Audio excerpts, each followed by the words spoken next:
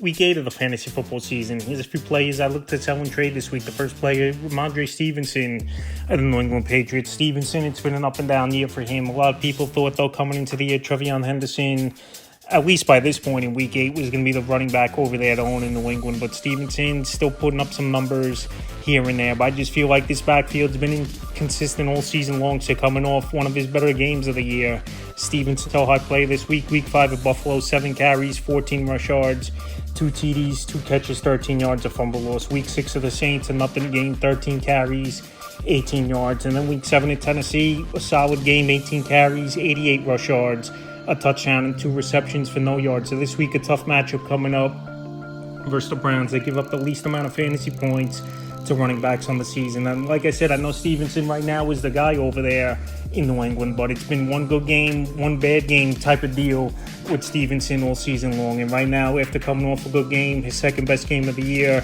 to me, I don't think it's going to hold up, and he's a sell high player this week. Next player, DeAndre Swift of the Chicago Bears. Swift having a solid season in this Ben Johnson offense as the first-year head coach of the Chicago Bear team. In 2 games in a row, he's gone out there and put up monster numbers. Kyle Monangai, he got some work as well, even though it was in the second half where the Bears had a commanding lead in Week 7 versus the New Orleans Saints. But the last few games for Swift, playing great football, but he took advantage of some good matchups. Week 4 at Vegas, 14 carries, 38 yards, a touchdown, 4 catches, 22 yards. Week 6 at Washington, 14 carries, 108 rush yards, 2 catches, 67 yards, and a touchdown, which was a 55-yarder. And Week 7 versus Saints, another big game, 19 carries, 124 rush yards, a touchdown, a catch, 14 yards. So the game scripts, for the most part, have been in the Bears' favor over the last 3 weeks. Swift's playing great football, and he's been a nice piece of this offense with Ben Johnson in his first year. Week 8, on paper, it's a good matchup at Baltimore,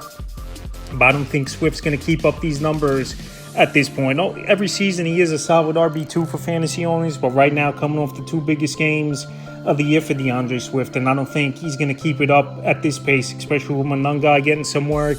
And also the game scripts have been in the Bears' favor, which some games could go the other way as the weeks go on. He's a sell high back this week, and right now he's definitely a peak value. Next player, Isaiah Pacheco of the Kansas City Chiefs. Pacheco, another running back who's had one of his better games in Week 7 versus the Vegas Raiders of the season. But the last few weeks before that, Week 5 at Jacksonville, 7 carries, 36 yards, 3 catches, 20 yards. Week 6 versus Detroit, 12 carries, 51 yards, a catch, no yards. And then Week 7, the good game, 15 carries, 57 yards, a touchdown, a catch, -3 yards. So the one thing is Kareem Hunt, he pretty much was phased out for the most part in that ball game in Week 7 versus the Vegas Raiders. Only 4 carries, 18 yards, but Rashard Smith, he got a big workload in that game. I know some of it was second half in garbage time when they were up big. Obviously, it was the Kansas City Chiefs, but Smith already a better receiver out of the backfield, more athletic running back as well out of the backfield as well. And I think it's just a matter of time before Smith becomes the guy over here in Kansas City. So with Pacheco coming off a good game, and like I said, Kareem Hunt pretty much phased out, this is a good week to sell Pacheco high this week because, like I said, we haven't seen much from him this season. That was one of his better games, even though it was a mediocre fantasy day, 12.4 fantasy points in PPR leagues. Next player, Quishon Judkins of the Cleveland Browns. I like Judkins as a talent, no doubt about it, this season, but coming off a monster game and a monster workload. But it was a rare game as well, where obviously Cleveland was up big and they ran the football 25 times with Judkins for 84 yards and 3 touchdowns in the Week 7 blowout victory versus the Dolphins. But Week 8 is going to be a tough matchup with the New England Patriots. But like I said, I know Judkins is a good talent, but most weeks than not, they're going to be trailing as this Cleveland Brown team, where they're going to play from behind. And Judkins right now in his career yet isn't a great receiver out of the backfield. So coming off a monster game, and Judkins, no doubt he's a great back. I think he could get 2 solid players in a deal for him, like a back-end receiver and a middle-of-the-pack running back. Week 5 versus Minnesota, 23 carries, 110 yards, a catch, 18 yards. Week 6 at the Steelers, 12 carries, 36 yards. And Week 7 versus the Dolphins, like I said, the monster game, 25 carries, 84 yards, and 3 touchdowns. So with a tougher matchup coming up in New England, 6 least fantasy points to backs on the season, and then a bye in Week 9 coming off possibly the best game it's going to be all year for Judkins.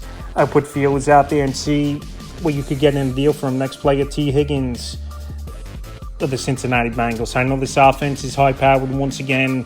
with Joe Flacco in their quarterback. The last 2 weeks, they're putting up numbers, and Higgins has been solid 3 weeks in a row with double-digit fantasy points, and his biggest game came in Week 7. But now, I don't think it's going to hold up, and teams are going to lock in a little bit more defensively after Flacco the last 2 weeks versus Green Bay and Pittsburgh. Went out there and put up good performances. Week 5 versus Detroit, 3 catches, 22 yards, a touchdown. Week 6 at Green Bay, 5 catches, 62 yards, 8 targets.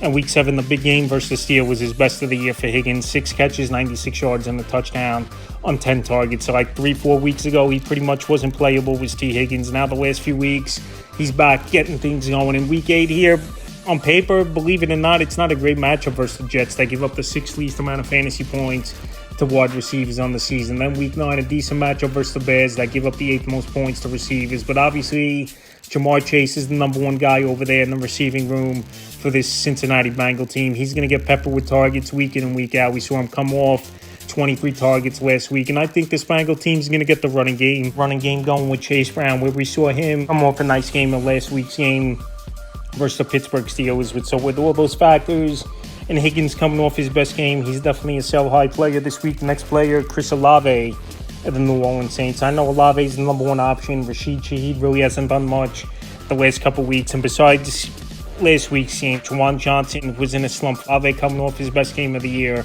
5 catches, 98 yards, and 2 touchdowns at the Bears. And he's been a decent PPR guy this season. 5 out of the 7 games, he's had double-digit fantasy points. Week 5 versus the Giants, 7 catches, 59 yards, 11 targets. Week 6 versus the Patriots, 6 catches, 98 yards, 10 targets. And Week 7 at the Bears, 5 catches, 98 yards, and 2 touchdowns on 7 targets. So Week 8, a pretty good matchup versus Tampa Bay. Their secondary isn't all that great. But the thing is, Chris Olave possibly might get dealt towards the NFL trade deadline within the next couple weeks here. And also as well, teams, they're going to have to start locking in on Olave because, like I said, Shaheed hasn't done much of late. Juwan Johnson, besides last week's game, really wasn't doing much. So right now, coming off a big game, we're pretty much just seeing what was 12-15 point range, and after scoring 26.8 points in PPR leagues, I would just put Chris Olave on the trade block and see what we could get for him. And the final player, Devonta Smith of the Philadelphia Eagles. So Smith, he's been on this list a couple times this season, and he came off a monster ball game, 9 catches, 183 yards, and a touchdown on 11 targets versus the Minnesota Vikings. So Smith back where he has to be right now. This offense is starting to get things going in the passing game, especially a big game it was for Jalen Hurts in Week 7, over 300 yards passing at the Minnesota Vikings. And Week 8, it's a good matchup on paper versus the Giants, even though a couple weeks ago in Week 6, this Eagle team lost to them. But like I said, Devonta Smith, it's going to be rare nowadays. He's going to pop off for a big ball game over 35 fantasy points in PPR leagues. Week 5 versus Denver, 8 catches, 114 yards, 10 targets. Week 6 at the Giants, 4 catches, 49 yards, 5 targets. And Week 7, like I said, the monster game in Minnesota, 9 catches, 183 yards, and a touchdown. So the targets were there. But if Saquon Barkley really gets things going, obviously they're going to go back to the run a lot more as Philadelphia. But I think in Week 7, they wanted to send a message. They wanted to set the tone as well versus a good defense in Minnesota. And they definitely did. But like I said, these games for Smith, where he's going over 150 yards and finding the end zone, are going to be few and far between, I believe. And also as well, he's a peak value. So that's a few plays I look to sell and trade for Week 8 of the fantasy football season.